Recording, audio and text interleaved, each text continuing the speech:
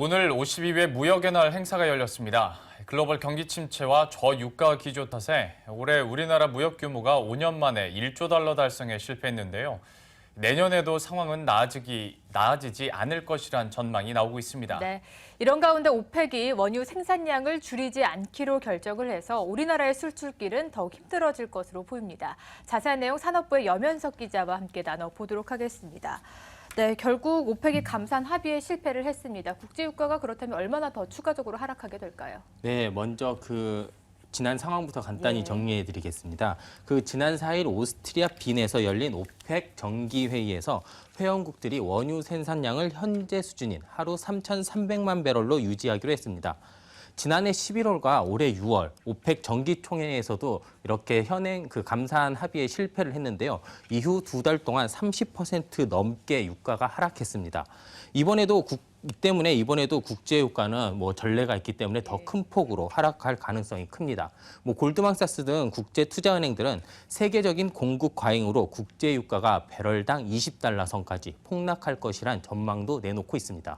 역시 얘기가 나오고 있습니다만은 지난해부터 국제유가가 계속 떨어지는 이유가 아무래도 공급 과잉 때문이겠죠. 네, 맞습니다. 간단히 말해서 생산량보다 수요량이 너무 작다는 겁니다. 현재 원유 소비량이 9,400만 배럴입니다. 하루 동안에. 근데 하루 동안에 원유가 생산되는 날은 생산량은 9,600만 배럴에 이릅니다.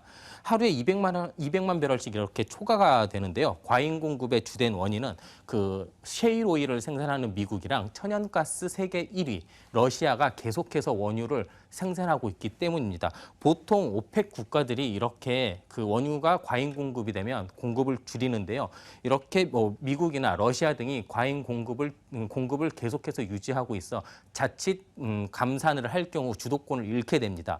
이 때문에 중동 국가들은 주도권을 놓지 않기 위해서 사우디아라비아를 중심으로 감산을 절대 하지 않게 된 겁니다. 중동 국가들의 원유 생산량 단가가 배럴당 10달러 정도입니다. 하지만 미국이랑 러시아는 배럴당 30달러이기 때문에 이렇게 저유가가 계속해서 되면 결국 중동 국가들이 승리를 할 수밖에 없다라는 계산법이 나옵니다. 하지만 중동 국가들 역시 저유가 탓에 재정 적자가 심해 이렇게 저유가가 계속해서 이루어진다면 승자가 누가 될지는 조금 전망하기 힘든 상황입니다. 네, 그렇군요. 그렇다면 추가적으로 유가가 계속 하락하게 된다면 우리나라의 경제에 미치는 영향도 분명히 있을 텐데요. 어떻게 되나요? 네, 지금까지 우리 경제는 저유가는 원자재 가격 인하라는 공식이 성립돼서 유가가 떨어지면 수출이 조금 더 잘 됐습니다. 가격 경쟁력이 그만큼 생겼기 때문인데요. 작년 하반기부터 시작된 국제 유가 하락은 우리 경제에 오히려 도구로 작용하고 있습니다. 저유가로 인해 원자재 가격이 떨어져서 이제 생산 원가도 줄어들지만 그만큼 이제 제품 가격도 떨어지게 됩니다. 그런데 글로벌 장기 침체가 이제 계속해서 되면서 매출이 이제 원가 감소한 만큼 매출이 줄었지만 그만큼 잘 팔리지 않아서 수익성마저 이렇게 감소하게 된 겁니다.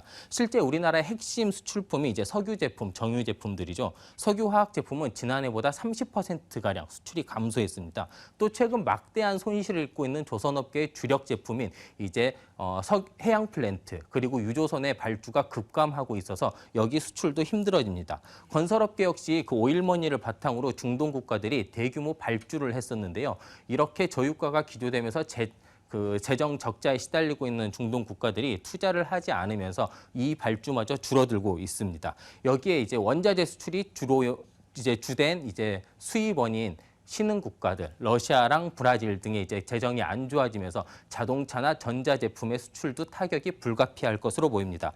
저유가가 지속되면서 우리 경제의 핵심인 수출에 비상이 걸린 겁니다. 우리 주력 수출 제품인 정유나 석유화학 제품의 단가가 떨어져가지고 수출 실적에는 오히려 마이너스가 되는 것 같고요.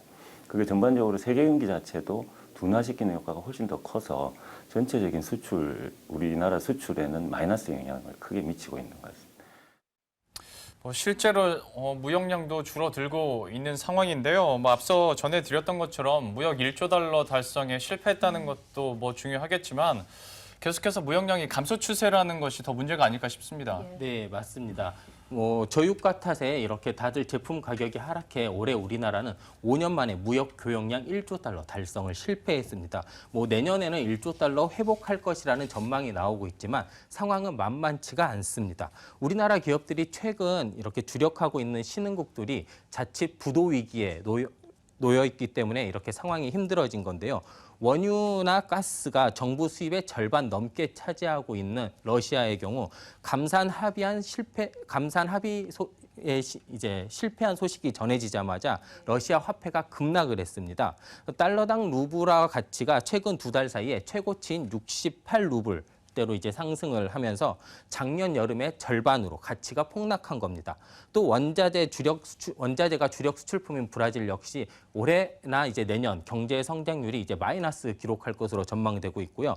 수출에서 원유 비중이 90%가 넘는 베네수엘라의 경우 1년 만에 통화 가치가 7분의 1 수준으로 떨어졌습니다. 사우디아라비아도 이제 재정 적자가 무려 151조 원에 달합니다.